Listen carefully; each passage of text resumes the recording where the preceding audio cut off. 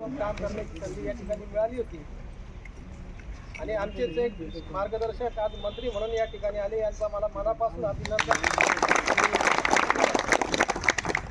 हे आपल्याकडं शहरातले 3 मतदारसंघाची बांधणी अतिशय उत्तम प्रकारे आहे. गेल्या विधानसभा आणि लोकसभा निवडणुकीमध्ये चांगल्या पद्धतीने आपल्याला प्रत्येक वार्डातून या ठिकाणी मिळालेले आहे.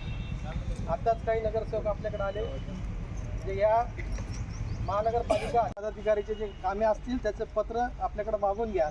मला असं वाटतं की हे पहिले मंत्री की ज्यांनी कार्यकर्त्याला आणि पदाधिकाऱ्याला या ठिकाणी पत्र आणि निश्चितच त्यांच्या माध्यमातून या ठिकाणी प्रत्येक कार्यकर्त्याला बळ देण्याचं काम होणार आहे. आपण अनेक जण अनेक वर्षापासून राजकारणामध्ये आहोत. आपण अनेक नेते या ठिकाणी बघितले.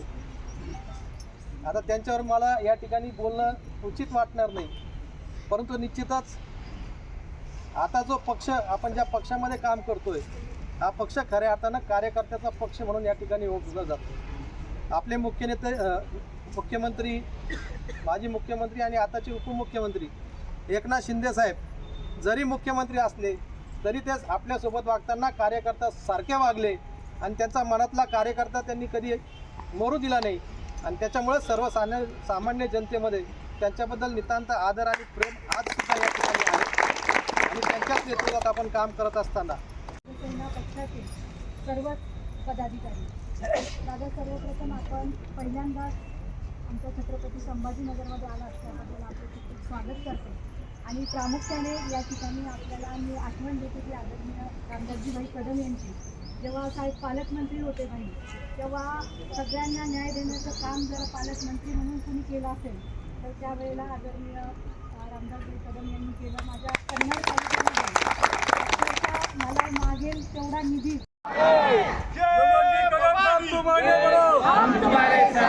छत्रपती शिवाजी महाराज की जय.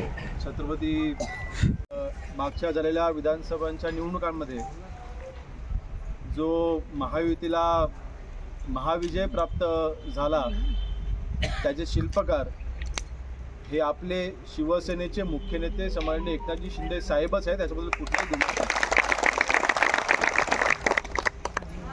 साहेबांनी लोकसभेच्या निकालाच्या नंतर छत्रपती संभाजीनगरची लोकसभेची सीट नक्कीच आपण सर्व शिवसेनेच्या कार्यकर्त्यांच्या निवडून आली आणि भरघोस मताधिक्याने आली. परंतु उर्वरित महाराष्ट्रामध्ये लोकसभेच्या वेळेला चित्र काही चांगलं नव्हतं.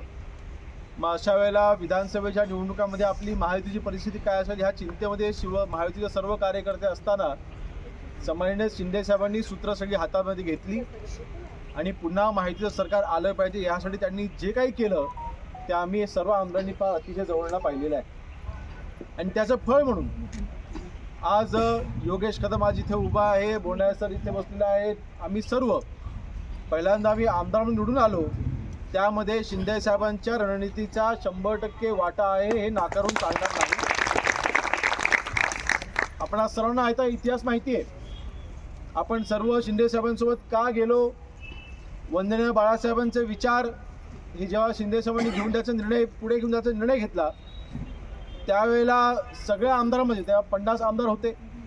त्या 50 आमदारांमध्ये सर्वात तरुण आमदार मी होतो. सर्वात तरुण वयाचा आमदार मी होतो. पहिली टर्म आमची पण होती, बोंडाळे सरांची पहिली टर्म होती. असे पहिल्या टर्मला अनेक आमदार होते आणि आम्ही सर्व आमदारांनी त्याला निर्णय का घेतला याची पुनरावृत्ती करून मला आता आपल्या सर्वांचा वेळ घ्यायचा आणि आपण सर्वांचा योग्य निर्णय आहे हे जनतेने सिद्ध करून दिलेला आहे. आज खरं तर बैठकीचं स्वरूप लहान स्वरूपातलं मेळाव्यामध्ये झालेलं आहे आणि या बैठकीला उपस्थित शिवसेनेचे ज्येष्ठ आमदार, शिवसेनेचे ज्येष्ठ नेते माननीय जयस्वाल साहेब, शिवसेनेचे विधिमंडळाचे मुख्य प्रतोद सन्माननीय आमचे बोलणारे सर, नवनिर्वाचित आमदार सन्माननीय सौ संजनाताई जाधव, जिल्हा प्रमुख राजेंद्रजी रंजाळ, माजी महापौर नंदकुमारजी घोडिले. मी तसे निरोप आपल्या सगळ्या शिवसेनेच्या पदाधिकाऱ्यांपर्यंत पोहोचण्याचा माझ्या कार्यालयामध्ये देखील मी प्रयत्न केला आणि बाळासाहेब बोलला देखील मी तो निरोप दिला. उद्देश फक्त एवढाच आहे की या मंत्रिपदाचा उपयोग शिवसेना संघटनेसाठी पहिल्यांदा झाला पाहिजे आणि नंतर मग अन्य गोष्टींसाठी झाला पाहिजे. ह्यासाठी आज आपण सर्व एकत्र केलेलो आहोत. महसूलमधलं कुठलंही काम असेल, ग्रामविकासमधलं कुठलंही काम असेल, आमदार महोदयांपर्यंत आपण ते पोचवा. त्यांच्यामार्फत आमच्यापर्यंत येऊ द्या. जिल्हा प्रमुख आहेत, आपले पदाधिकारी आहेत.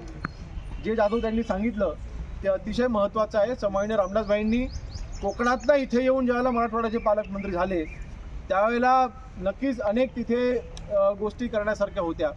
अनेक वेळेला आम्ही देखील इथे आलो होतो. कन्नडला देखील आम्ही रामदासभाईंसोबत एकदा आलो होतो. बंधाऱ्याचं मला आठवतं, बंधाऱ्याचं भूमिपूजन होतं त्यावेळेला मी तिथे भाईंसोबत आलो होतो. आणि रामदासभाईंची संघटना बांधण्याची पद्धत मी लहानपणापासून बघितलेली आहे. आणि संघटनेला आपल्या शेवटी आपल्याकडे एक पद्धत आहे किंवा आपल्याकडे एक शिस्त आहे. वंदनीय हिंदुत्व सम्राट बाळासाहेब ठाकरे यांनी घालून दिलेली ही शिस्त आहे. आपण एखाद्या गावामधल्या सरपंचापेक्षा आपण शाखा प्रमुखाला जास्त महत्त्व देतो. आपण आपल्याकडे आमदारांपेक्षा जास्त महत्त्व आपण जिल्हा प्रमुखाला देतो. आपण आपल्या नेत्यांपेक्षा जास्त, मंत्र्यांपेक्षा जास्त महत्त्व हे शिवसेना